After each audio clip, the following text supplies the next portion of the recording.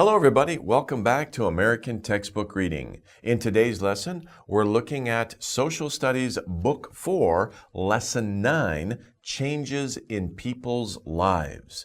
Think about a long time ago. How did people live back then, and how do you live now? What kind of changes have there been? Well, in this lesson, you will discover what artifacts are and also 4 great inventions from China. So let's get started. Of course, we always start with the vocabulary, and our first word in this lesson is museum. Have you ever been to a museum? A museum is a place where important historical things are displayed. So people gather things from a long time ago and they put them in the museum because we can learn about how people lived in the past. And a museum is a good place to go to see these things.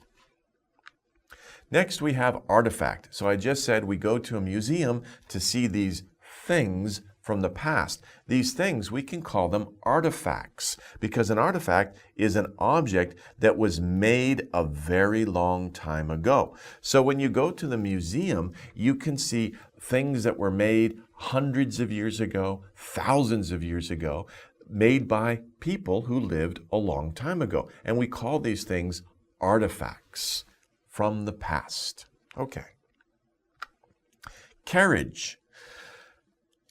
Have you ever ridden in a carriage? Probably not. There used to be carriages everywhere, right? Many people used to ride in carriages in many countries all around the world. But a carriage is a kind of vehicle with wheels that was pulled by horses. So we have a horse-drawn carriage. Very common to say horse-drawn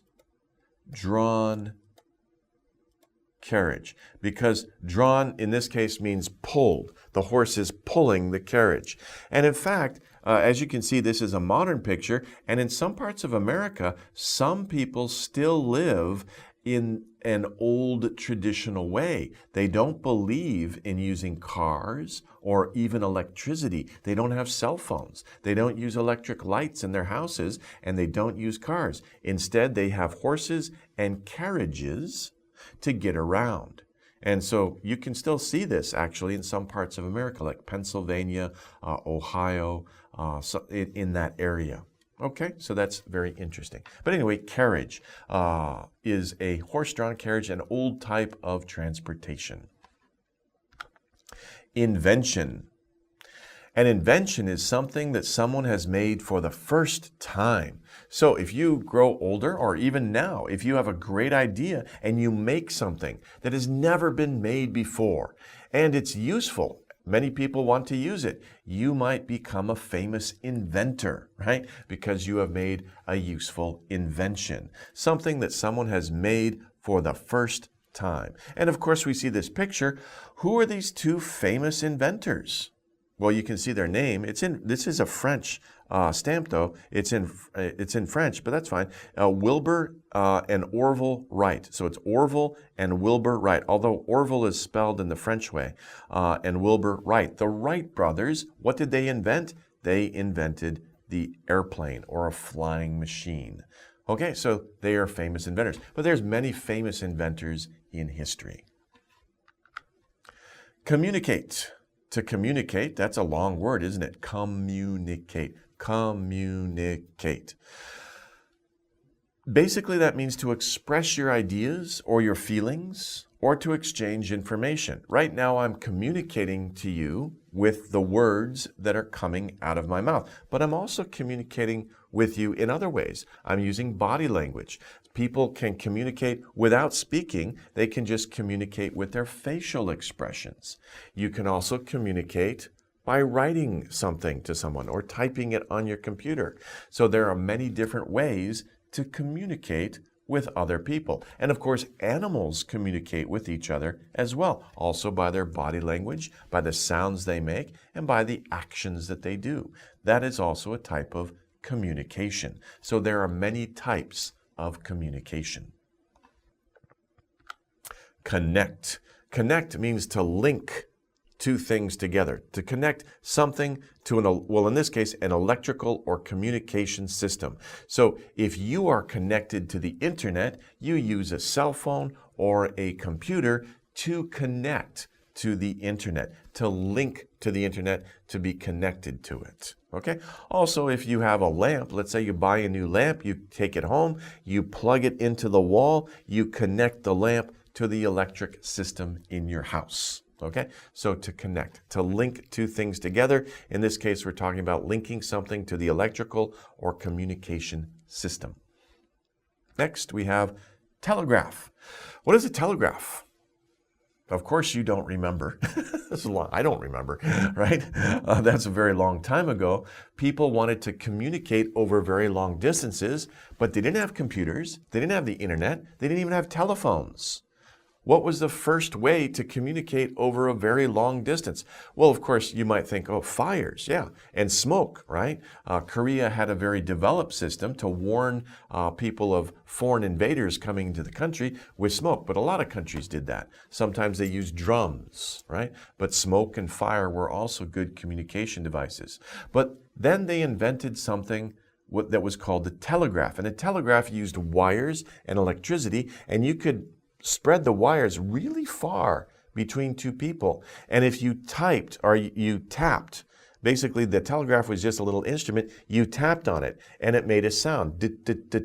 And you could hear that sound over the wire hundreds of miles or hundreds of kilometers, even thousands of kilometers away from each other. One person could tap on one part and another person on the other end of the wire could hear those taps.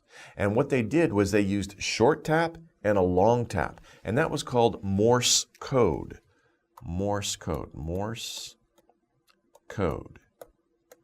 And they had a series of dots and dashes. So dot, dot, dot, dot, right? So you could make letters. So these dots and these dashes corresponded to different letters of the alphabet. And so people who were very good at using the telegraph were called telegraph operators. Telegraph operators, they would sit there and they'd hit the little key, and they were very good. They knew the code and they could send messages very far distances. So it's an electric system for sending a long distance message. And by the way, telegraph operators, they call them telegraph operators because they operated the telegraph machine. And of course, when telephones came later on, we got rid of telegraphs, but we kept the word operator. So it's very common on the phone, people would call and they just dial 0 for the operator, and they would say, operator, please connect me to so-and-so in New York. And the operator would make the call for you. Okay? So it's interesting. Words that are developed for one technology are sometimes carried over to the next technology. Okay, but anyway, telegraph. Okay, next, internet. Of course, we don't use telegraphs anymore. Whew, that would take all day to sit there, tap, tap, tap, tap, right? Now we use the internet and we don't just type, we don't just send words to each other, we send pictures and movies and sound. We get all sorts of different types of communication, can be transferred over the internet. And of course, the internet is a worldwide computer network. So we're not just talking about thousands of kilometers, we're talking about all over the world. Basically, anywhere, almost anywhere in the world you can go, you can get connected to the internet and communicate with somebody on the other side of the world. So we are living in a very fortunate time. You're very lucky, of course, to have the internet these days. Okay, well, that's our vocabulary for this lesson. Let's continue with the main ideas. Now, one main idea from this lesson is what we're talking about in the vocabulary. We talked about artifacts, right? And we said artifacts are things from a very long time ago. Artifacts tell us how people lived long ago, because usually there are things that people made to make their lives easier, to make their lives more convenient. What did they use? How did they live? Well, as we saw, also in the vocabulary, we saw the word carriage. And of course, I said horse-drawn carriage. In the past, even as little as 150 years ago, or even 100 years ago, people still used carriages to move around back and forth. Of course, 1905 was really the date when automobiles were started to become mass-produced, but it took a while for cars to replace horse-drawn carriages. So horse-drawn carriages were still used even after 1905. So people used carriages in the past, and sure, they were the fastest way to get around, right, at that time. Of course, nowadays, people drive around in cars, right? And cars have horsepower, right? Again, like I said, vocabulary from old technology is used in new technology. So your car, you can ask somebody, well, what is the horsepower of the engine in the car? And they might say, well, it's 300 horsepower. That means it's the same power as 300 horses just in this little ar. Well, thankfully, you don't have to have 300 horses. Whew, that would take a lot of space and a lot of money to feed them every day. But now you have a machine that is the same power as maybe 300, 400 horses in your car. So technology moves on and becomes more powerful and more convenient. That's the first one. Carriages have given way to cars.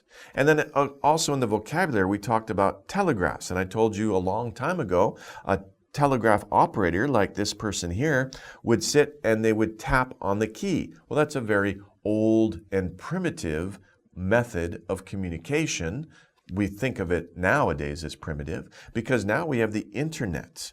And the internet, of course, we can communicate with people very quickly. Even in real time, we can talk to each other over the internet. We can even show each other videos of each other in real time over the internet. So that's a huge advance in technology over the telegraph. Oh, and I didn't mention this before, but of course, these things we're talking about technology. You probably already know this word, technology. And many times people just shorten it and they just say tech, right? But technology is the development of inventions and things that we use to make our lives more convenient. So we can say technology has improved a lot over the past 100 years. Okay.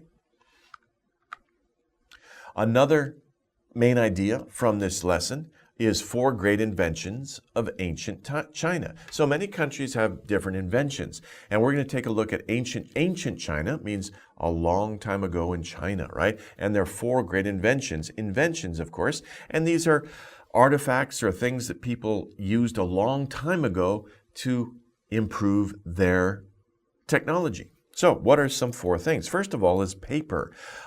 Paper was invented. Paper is a great invention because a long time ago, of course, people, when they developed writing, what did they write on? Paper wasn't readily available. I mean, you just can't go to the store and buy some paper. Nobody knew what paper was, So when writing was first developed, or in the Middle East, people used to first write on clay. Clay is soft mud, and they would make indentations in the clay. The clay, if you leave it in the sun, it would dry out and become hard so that the clay tablets could be passed. But if you drop it, it shatters and all your writing is gone, right? So then people used to write on like animal skins, or they used to write on tree bark. But of course, these things are heavy and they're thick. They're not very convenient. So when paper was developed, that was a great invention because now paper is very thin, it's light, you can roll it up, you can fold it, and you can carry it with you for long distances. So that's paper. Next was gunpowder. Gunpowder is a mixture of sulfur, saltpeter, and I think some other chemicals or materials, compounds. And of course, if you touch a flame to it, it burns very quickly. And if you put the gunpowder in a container so that when it burns, it doesn't have a way to expand, then it might explode. Now, of course, there were many uses for gunpowder. The Chinese, of course, invented fireworks, for display. And that, of course, used gunpowder. But they also used cannon or artillery, so they could shoot projectiles. They could shoot, gunpowder was used to force big steel balls or other metal balls at somebody like the enemy. So, of course, gunpowder was used in wartime. And many countries around China also used gunpowder. In Korea, I think you had the hwacha I hope I pronounced that right, but that was it also used gunpowder to fire many arrows at the enemy. And it was a very deadly instrument of war. Okay, so gunpowder. Next we have compass. Now a compass was very important for navigation, especially for sailors. If you're exploring or if you're going across land, you can see mountains, you can see, trees, you can follow rivers. You have many landmarks that you can follow to know where you're going.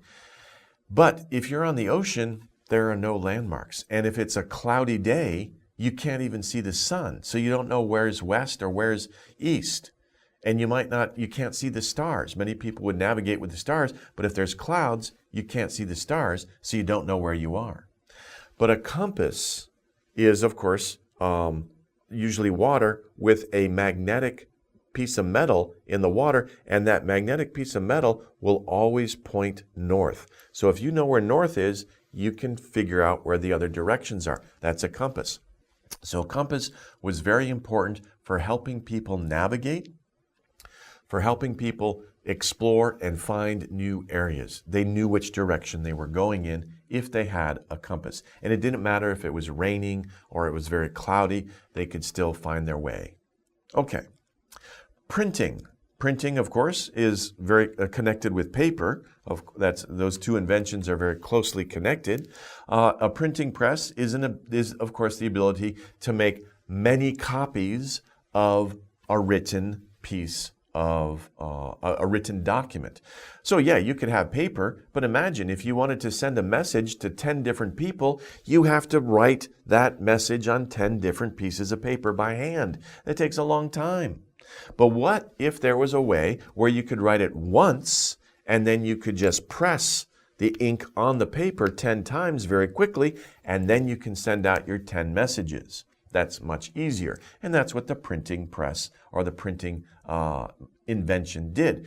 And that was, of course, especially important in China because China was such a big country. And when the government wanted to send messages to all the governors or all the local officials, they had to send out hundreds of messages, probably the same message. So it was a very useful invention at that time. Okay, so those are the two main ideas for this lesson. Let's take a look at the reading, okay? And as usual, as I read aloud, read along with me or read along in your mind. Focus on the words from the vocabulary. Are you guys ready? Let's begin. It is fun to look at how people lived in America in the past and see how it has changed over time. Of course, not just in America, but in the world as well. Museums are a great place to look at interesting artifacts on display. Artifacts show us how people lived long ago. A carriage, for example, is just one artifact we can see in a museum. Now, people use cars to move around, but a long time ago, the carriage was the fastest way to travel.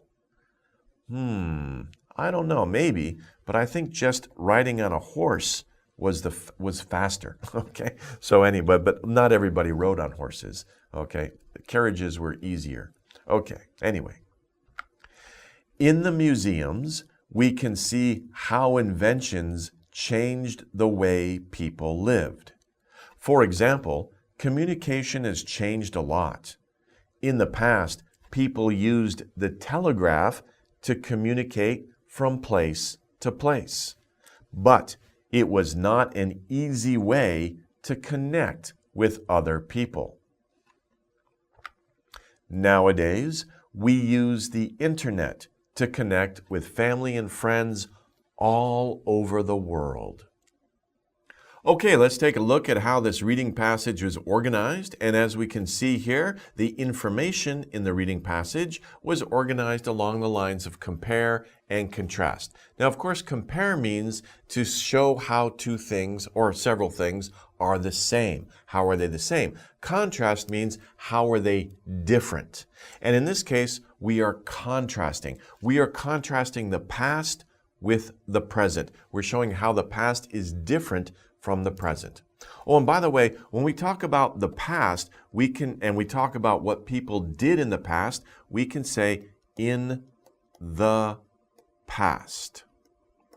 When we talk about the present, of course, we can say in the present, but it's also very easy just to say nowadays, nowadays. So, of course, you can say in the present, but it's easier to say nowadays. And many people just say nowadays. So, in the past, they did this. Nowadays, they do this. Okay, so let's take a look at how the past is different from the present. In the past, a beep was the fastest way to travel. Now, again, I made a comment about this in the reading. I hope I didn't confuse you. But remember, the reading passage said a what was the fastest way to travel? Remember, a horse-drawn carriage, right? So carriage, a horse-drawn carriage was the fastest way to travel. Of course, I made the comment that I think if one rider is on a horse, that's faster. But I guess for a large group of people, in a carriage would be faster. Okay, but anyway. Okay, so used a carriage to travel, but that was in the past.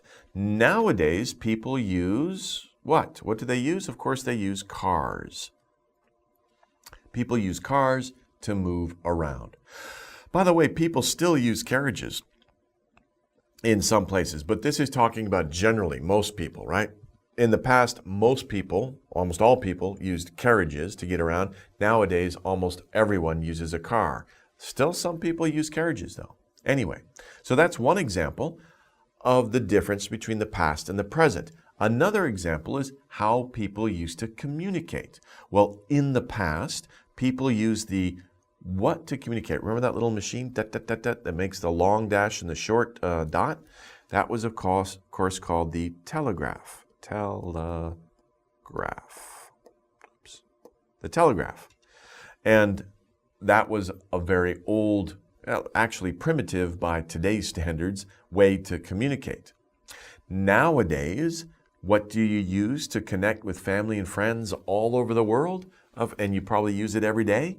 Yeah, of course, it's the internet. Internet.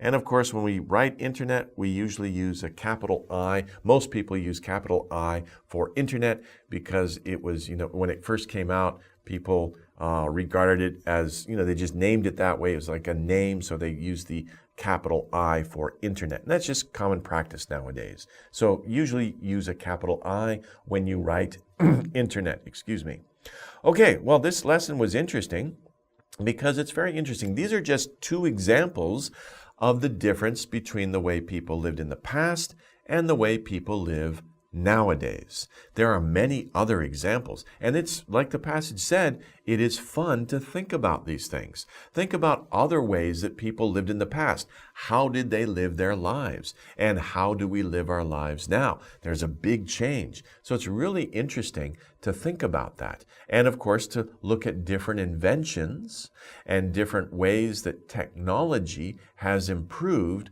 over the years. So I hope you learned some good words or some useful words in English through this lesson, and also that it gave you some good ideas for learning on your own.